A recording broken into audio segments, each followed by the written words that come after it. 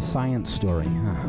These NYU scientists, they felt right. I was so and I just thought, well, I had figured it out. It was that golden moment. Because science was on my side.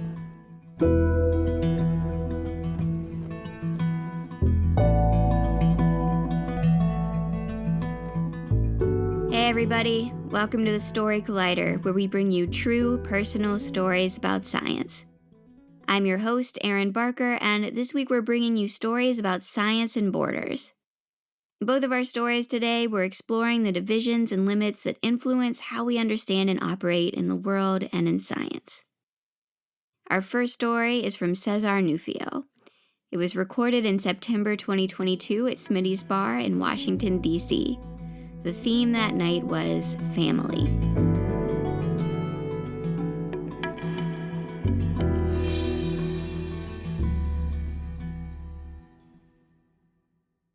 So when I was about 6 years old, a taxi came to the front of my grandmother's bakery.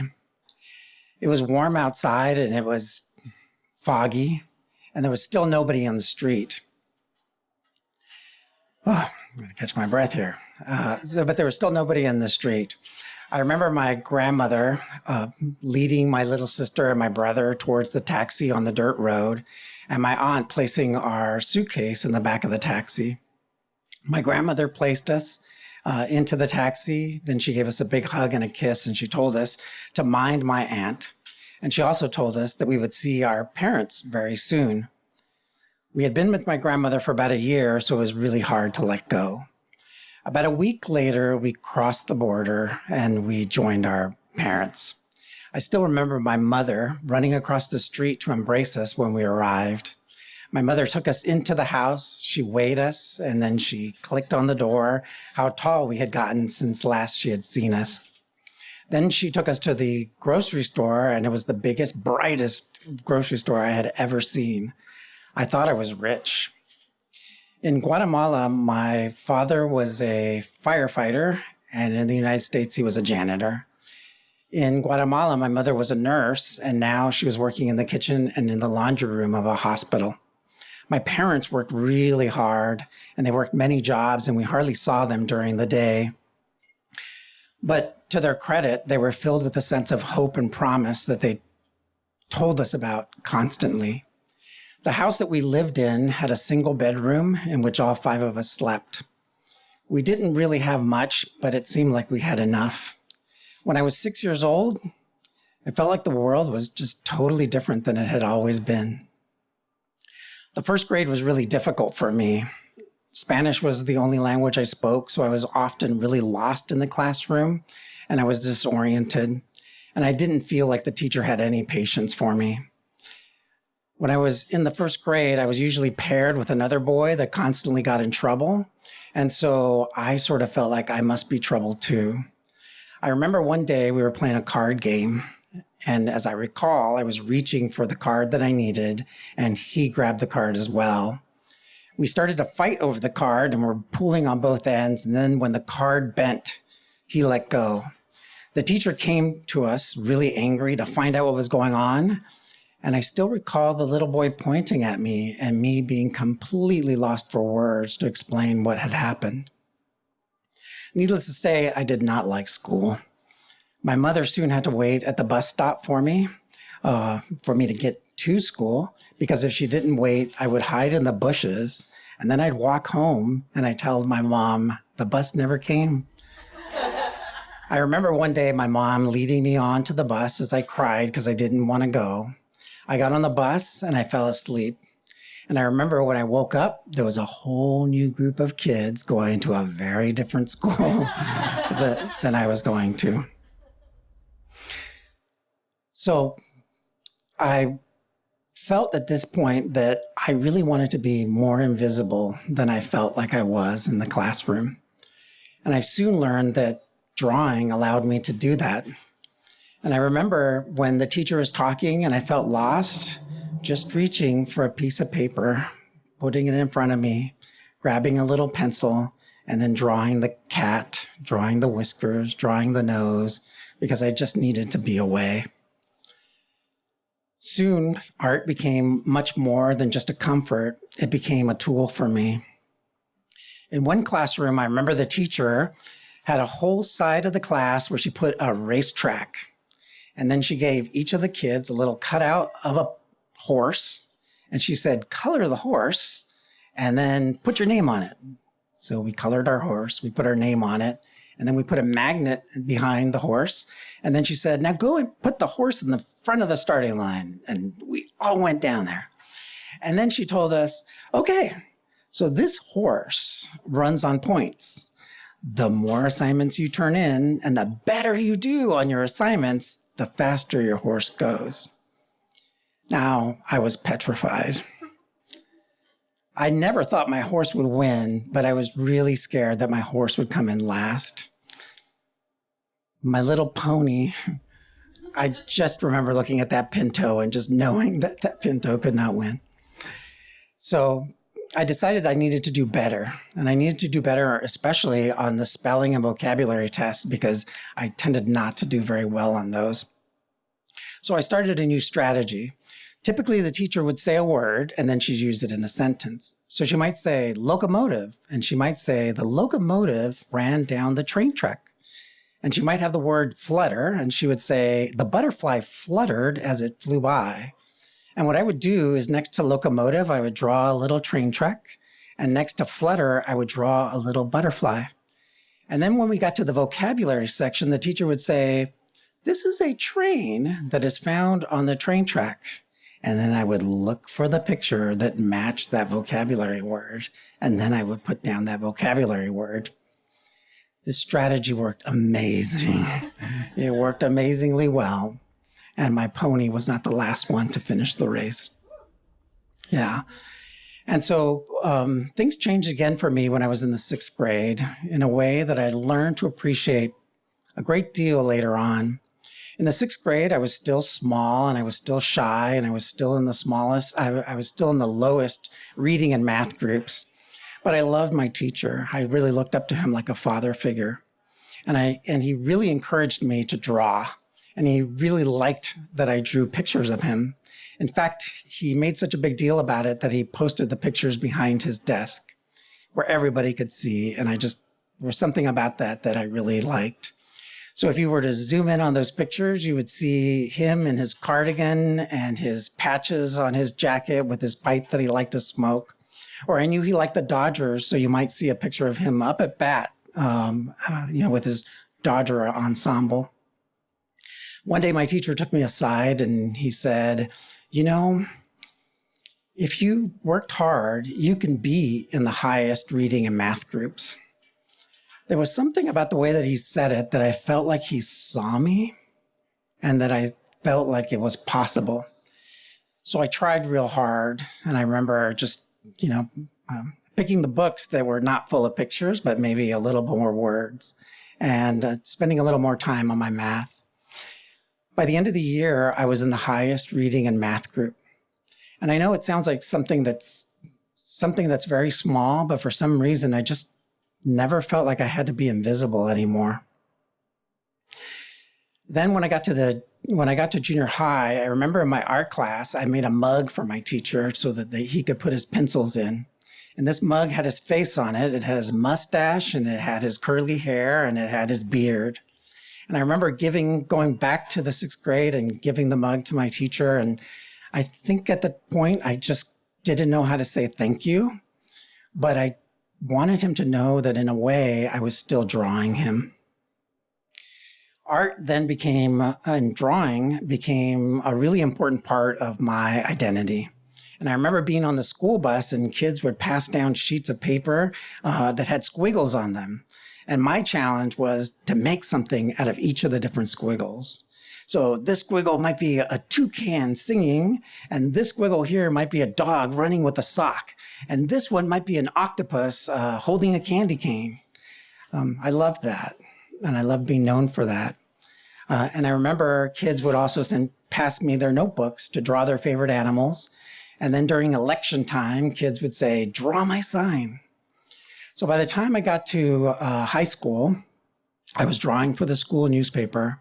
And I had gotten a scholarship to go and do art with the college students nearby.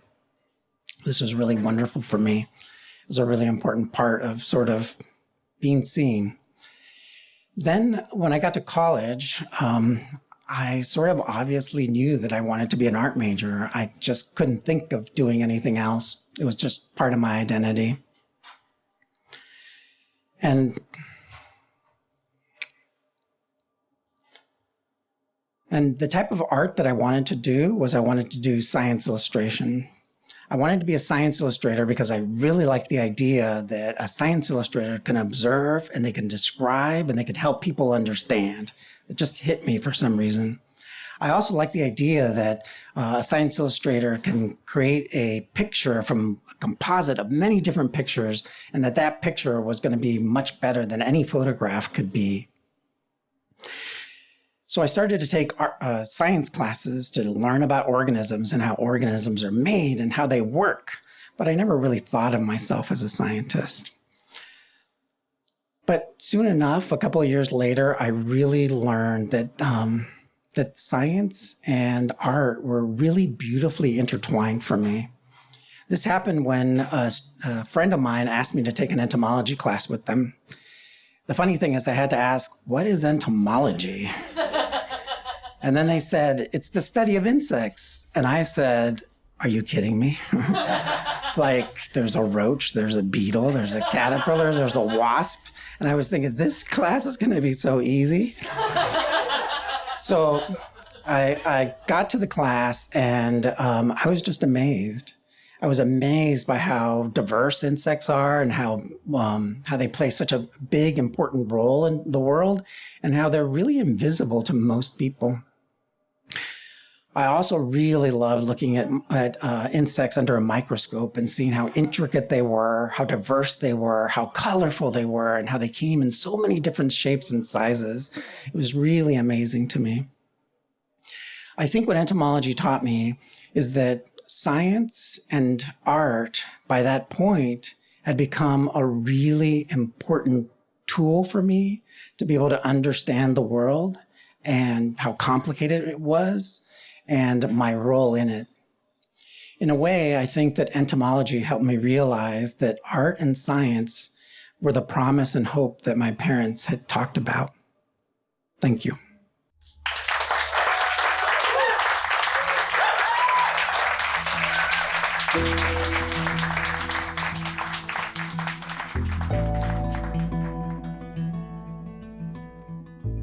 That was César Nufio. César is a scientist and educator who is passionate about understanding the natural world and working to increase diversity and inclusion in the sciences. He is currently a multimedia content developer at HHMI's BioInteractive, where he works with artists, educators, filmmakers, and scientists to help engage and inspire students. Previously, he taught tropical biology courses for the Organization for Tropical Studies and explored the effect of climate change on insects in the Rocky Mountains while working at the University of Colorado Museum of Natural History. Before we continue with this episode, a few reminders. Most importantly, on December 6th, we have a one-of-a-kind online show coming up that you won't want to miss. 9 of the amazing storytellers from Story Collider's board of directors will be competing in Story Collider's All-Star Slam. We have an amazing lineup of storytellers that you have heard and loved on our podcast before, including Steve Zimmer, who is a 40-time Moss Slam champion, including John Rennie, former editor-in-chief of Scientific American, including Natalia Reagan of Star Talk and Nat Geo, Gastor Almonte of Comedy Central and Peacock, the amazing Latasha Wright, who you've heard on this podcast so many times before, the charming Eric Jankowski, our board president, the delightful Andrea Jones-Roy of Majoring in Everything, the extremely compelling Ken Haller, pediatrician and cabaret performer from St. Louis, and Brandon Ogbunu, who always brings the house down. This is going to be one hell of a show. And these champion storytellers will all be competing for your votes so they can win the ultimate prize of being named the greatest science storyteller at Story Collider. All you have to do to vote for your favorite storytellers is make a donation in whatever amount you're comfortable with to the Story Collider for our big end-of-year campaign. But the show is free to attend for everyone, so you can come and enjoy the stories no matter what. The proceeds from this show will support the creation of this exact podcast that you're listening to right now. So find out more at storycollider.org. We hope to see you there. We also have just a few last in-person shows coming up in 2022. This weekend, you can catch Katie Wu and Bart Thompson hosting our show in Boston. And in December, join us in Dallas and New York. Again, find out more at storycollider.org/shows. If you would like to learn more about how to tell science stories of your own, check out storycollider.org/education. We offer private workshops both online and in person for groups, and we offer public courses for individuals online as well. It's a great opportunity to learn not only how to tell a science story, but the science behind storytelling and why it affects us the way that it does. And for more updates and cool behind the story pictures and other awesome content, follow us on social media. We're on Instagram, Twitter, Facebook, and now TikTok. Find us at Story Collider. And finally, if you're a fan of this podcast, and if you, like all of us at the Story Collider, believe in the power that these stories have to reveal the humanity behind science, to change our understanding of how science happens and who it belongs to, please consider donating to the Story Collider at storycollider.org/donate. And if you're tired of listening to ads on the podcast, you can also sign up to our Patreon at patreon.com/thestorycollider. Our Patreon supporters receive an ad-free version of this podcast, as well as occasional bonus episodes and other gifts. We're so grateful to everyone who helps make our work possible. What's the best way to learn a new language? Immersion. But sometimes that's not in the cards. But you can still learn a language the second best way, and that's with Babbel. Now, I might only be 1 week into learning German with Babbel, but I'm so excited to start being able to speak German with my mom. With Babbel, you can learn everything you need to have real-world conversations, and all it takes is just 10 minutes a day. One study found that using Babbel for 15 hours is equivalent to a full semester at college, which is bonkers. But Babbel is conversation-based learning with science-backed cognitive tools like spaced repetition and interactive lessons created by real language teachers and voiced by real native speakers. So here's a special limited-time deal for our listeners. Right now, get up to 60% off your Babbel subscription, but only for our listeners at babbel.com/story. Get up to 60% off at babbel.com/story. Spelled BABBEL.com/story. Rules and restrictions may apply. Without any further ado, our second story today is from Cansu Karabiyik. It was recorded in October 2022 at Caveat in New York. The theme that night was reimagining.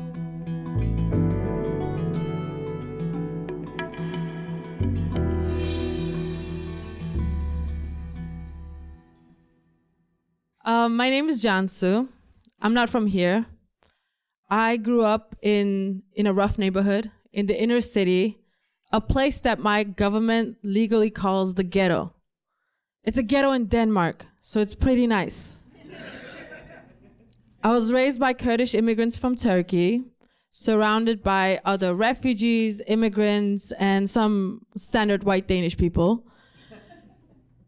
When I was 5 years old, I started primary school. First day of school, this teacher came up to me. She sat next to me and she said, "So, where are you from?" I told her our address. My parents had taught me in case I should ever get lost. She said, no. I mean, where are you really from? I was so confused. I only knew of Denmark. I didn't know it was different from other people. My friends and I all played the same games. We ate the same candy. We all spoke Danish to each other. Sure, when I went home to my parents, I switched to Turkish and Kurdish. But I genuinely thought that my friends Suzanne and Camilla also spoke Turkish and Kurdish to their parents when they went home. Growing up, so my identity crisis started that day, and it went on for a long time. Growing up, I constantly found myself frustrated by suggestions, the public discourse and suggestions that immigrants and Muslims weren't good enough, or like they weren't they could never be Danish enough. That Middle Eastern people could never adapt to Danish culture. Statements made by politicians every election cycle, courting the votes of the far right. But I was adamant that since I had been born in Denmark, against my will, that they accept me. My first day of college, I found myself surrounded by white Danish people during orientation week. I saw this girl standing in the corner. She kept glancing at me. And because I'm a lovely person, I went up to her and started chatting. I found out that she was from a small village in Denmark I had never heard of before. She, on the other hand, had never met a person of color. And after talking for a bit, she said, I was really nervous about talking to you, but you guys are so much nicer than what the media always says. Isn't that lovely? Yeah. It was statements like these that frustrated me, that made me want to own Denmark, to create a space for myself in it. And sometime around my early 20s, in an attempt to do that, I became a dialogue ambassador. That's a fancy word that means I had to talk to racist people. We would get booked for workshops in remote places in Denmark where far-right voters often lived and have workshops with them, tell them about our experiences, tell stories like the one about my first day in school and stuff like that in order to create an emotional connection with them, so trying to gap the divide between the minorities and the majority. So that was my attempt to create a better Denmark. Sometimes an audience member would say, wow, I never realized how othering language could really be. I'm sorry you felt that way.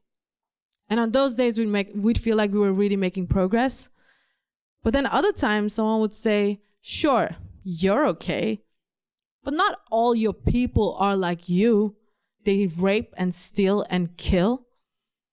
We'd have the wildest conversations with people. One day, this guy told me, Muslims are the reason we have so much crime and violence in Denmark.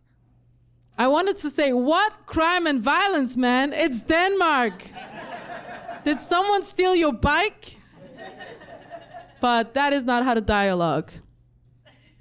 More than once, an audience member would say, if you don't like it here, you could just go back to where you came from.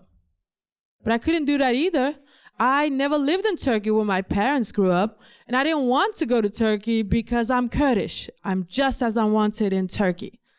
Denmark was my home. Despite of othering language and daily experiences of disenfranchisement, it was the place I felt I belonged to, and I was adamant that they accept me in it.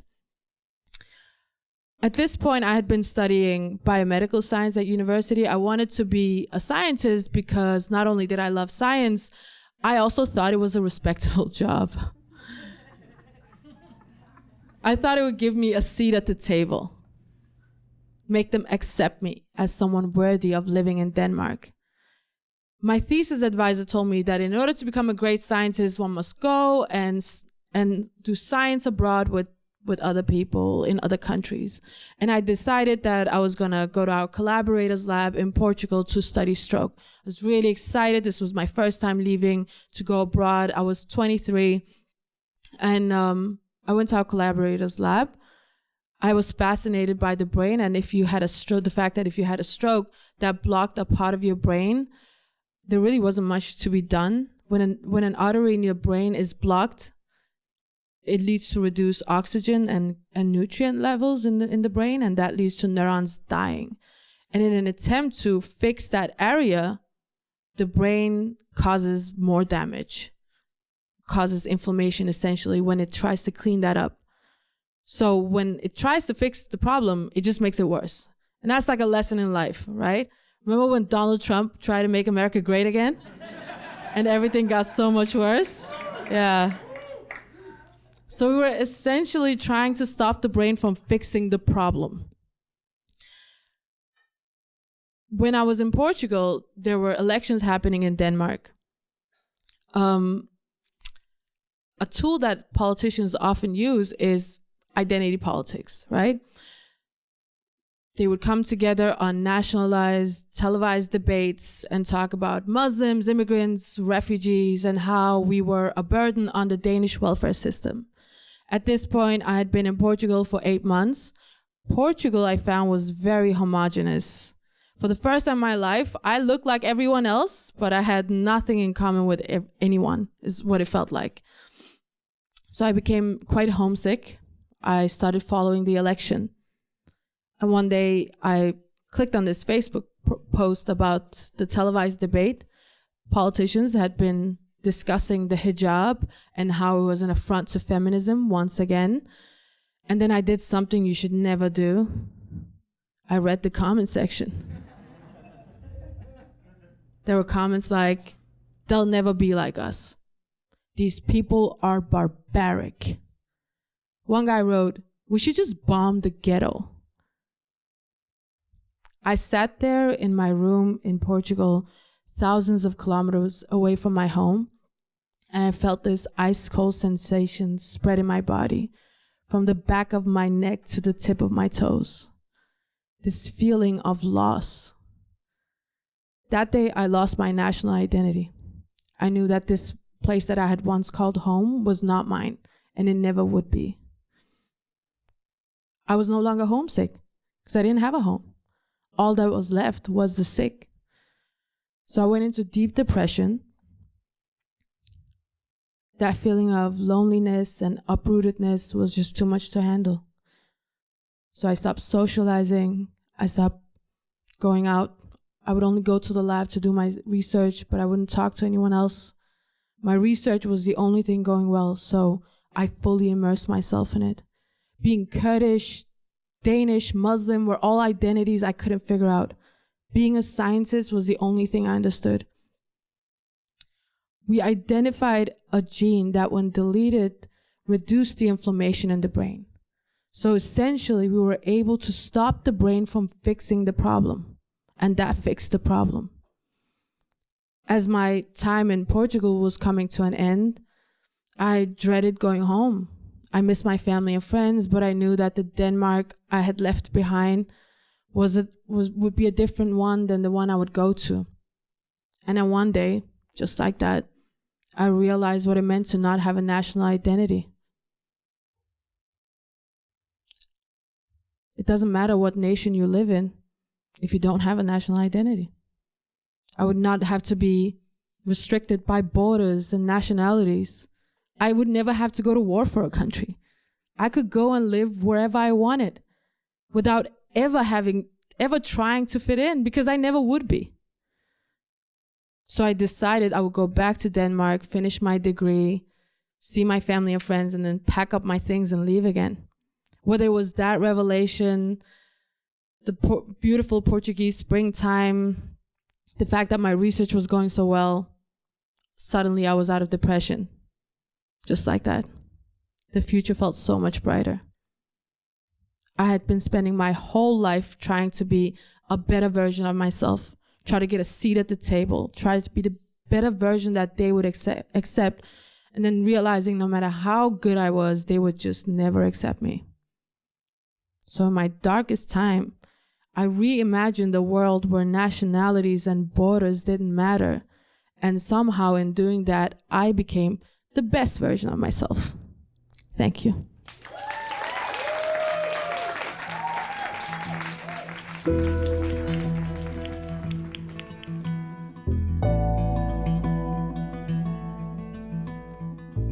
That was Cansu Karabiyik.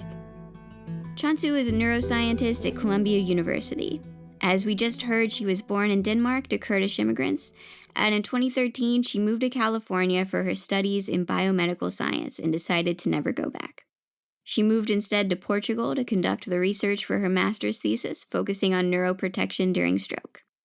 In 2021, she completed her PhD at the University of Cambridge in the UK, focusing on neurodegeneration, and has since been in New York, where she spends her days in the lab researching molecular mechanisms of neuropsychiatric diseases and her evenings doing comedy across the city. The Story Collider is so grateful to César and Cansu for sharing their stories with us. The Story Collider is also very grateful for the support of Science Sandbox, a Simons Foundation initiative dedicated to engaging everyone with the process of science. This podcast is produced by me, Erin Barker, Executive Director and co-founder of the Story Collider, along with managing producer Misha Gajewski and senior podcast editor Jen Chen, with help from Education Director Lily B.